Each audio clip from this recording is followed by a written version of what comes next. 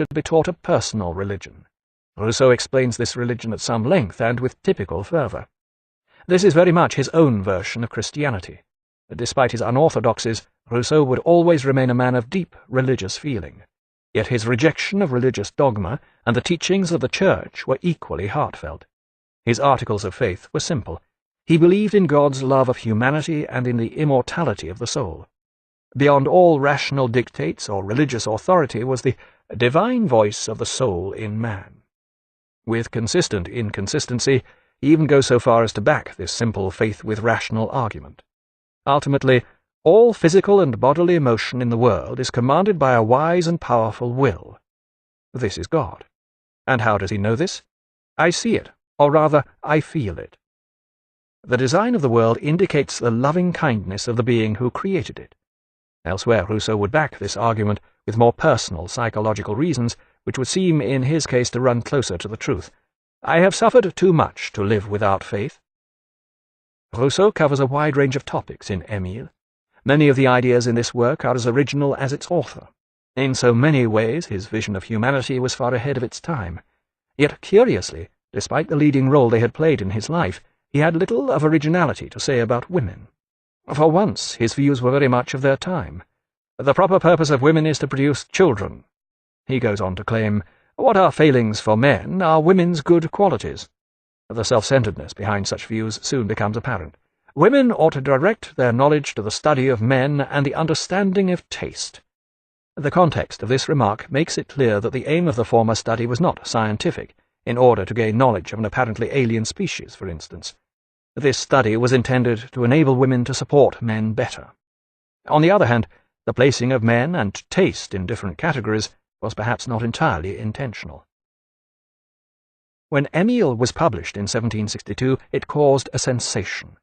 The Archbishop of Paris was not the only one to be outraged by Rousseau's views on religion. The Parlement went so far as to order the public executioner to burn the book publicly, along with the immediate arrest of its author. Even Rousseau's powerful protector, the Maréchal de Luxembourg, was unable to defend him from the wrath of the authorities. All he could do was provide Rousseau with a fast carriage to flee the country.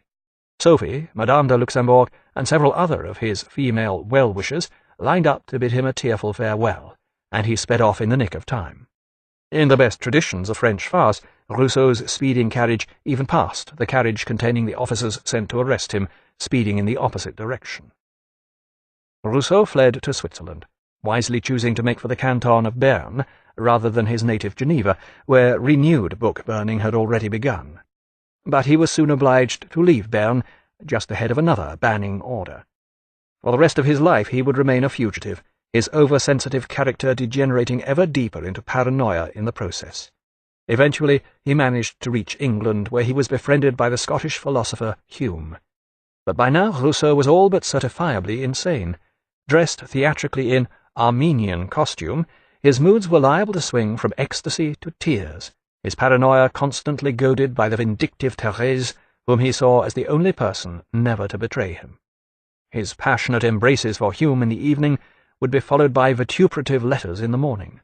After 17 months of emotional mayhem, Rousseau decided to return secretly to France. Dressed incognito in his trademark Armenian costume, he stepped ashore at Calais. Fortunately, he was soon given refuge by powerful aristocratic protectors.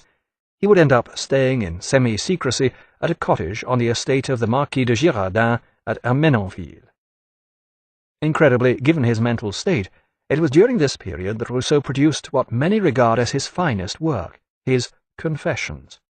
This is literature rather than philosophy, though it contains much penetrating psychological speculation on a subject Rousseau considered to be of deep philosophical importance: himself. He declares, "I would like to be somehow able to make my heart transparent as crystal, so that it cannot hide any of its movements." He is as good as his word, and the result is a switchback of emotion from the immensely moving to the farcical.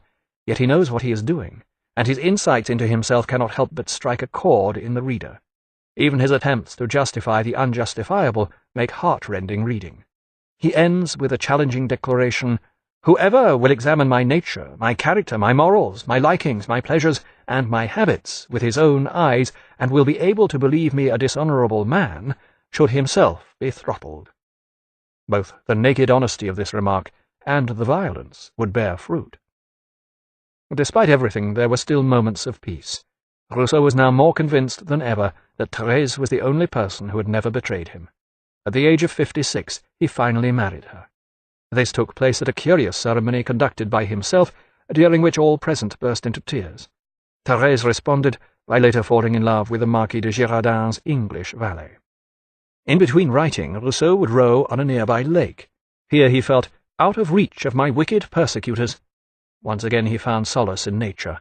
Often, leaving my boat to the mercy of wind and water, I abandoned myself to reveries. Sometimes I cried out with emotion, "O nature, O my mother, here I am under your sole protection." On July 1st, 1778, he collapsed. Next day, as he lay in bed, he addressed the blue sky through his open window.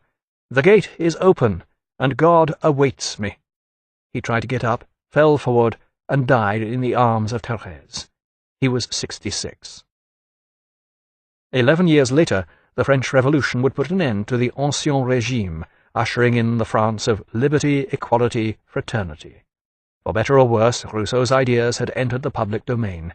Here they would play their part in inspiring the best and the worst of political developments during the ensuing 2 centuries. From the joyful liberty of the early days of the Revolution to the days when so many were forced to be free during the Terror, through Romanticism and 19th-century social utopianism, through 20th-century communism with its ideals and its horrors, through fascism to the social revolution of the 60s, all these would contain ingredients of Rousseau's ideas. Such was the power of his thought that it could not simply be dismissed by pointing out its inconsistencies. Such were its ecstatic gestures, its liberty, its irrationalities, and its unconsidered consequences, that it was perhaps bound to provoke excess. Yet much of this very same thought has quietly settled to become the bedrock of our modern belief about ourselves, as well as our instinctive expectations of a just society. From Rousseau's writings. Consider, by contrast, the morals of the few nations who have been preserved from the contagion of useless knowledge. By their virtues they have become happy in themselves, and provide a shining example to all.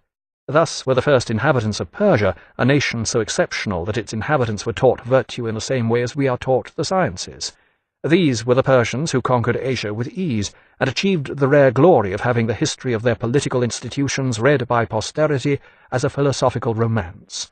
So also were the Scythians, of whom history speaks so highly. So also were the early Germanic people, whose simplicity of living, innocence, and virtue were such a delight to the historian Tacitus, when he became sick of describing the crimes and degeneracies of his own enlightened, opulent, and voluptuous people. So also were the Romans themselves in the early days of their poverty and ignorance.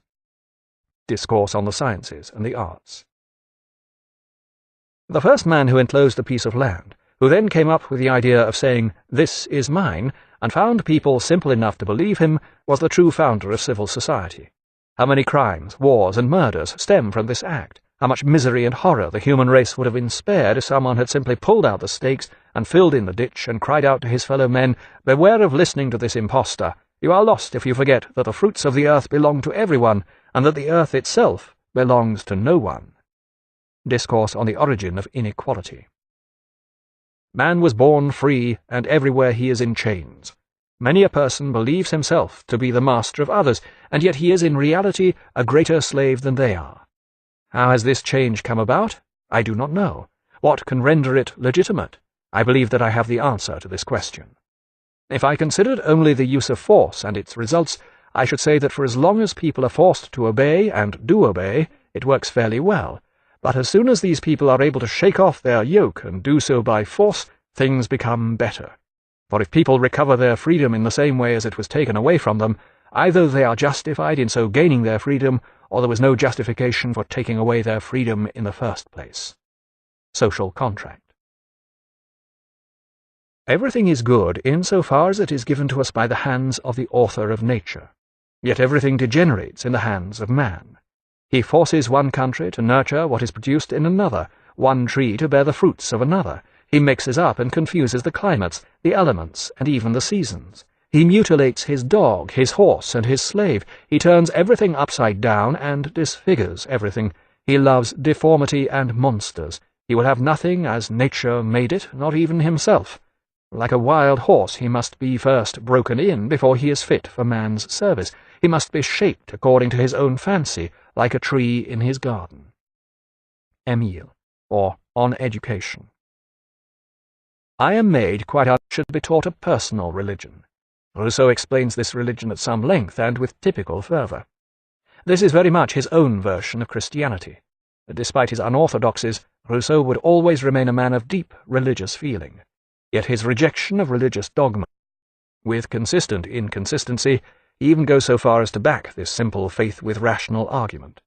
Ultimately, all physical and bodily motion in the world is commanded by a wise and powerful will. This is God. And how does he know this? And the teachings of the Church were equally heartfelt. His articles of faith were simple. He believed in God's love of humanity and in the immortality of the soul. Beyond all rational dictates or religious authority was the divine voice of the soul in man. Too much to live without faith. Rousseau covers a wide range of topics in Emile. Many of the ideas in this work are as original as its author. In so many ways his vision of humanity was far ahead of its time. Yet, curiously, despite the leading role they had played in, I see it, or rather, I feel it. The design of the world indicates the loving kindness of the being who created it. Elsewhere, Rousseau would back this argument with more personal psychological reasons, which would seem in his case to run closer to the truth. I have suffered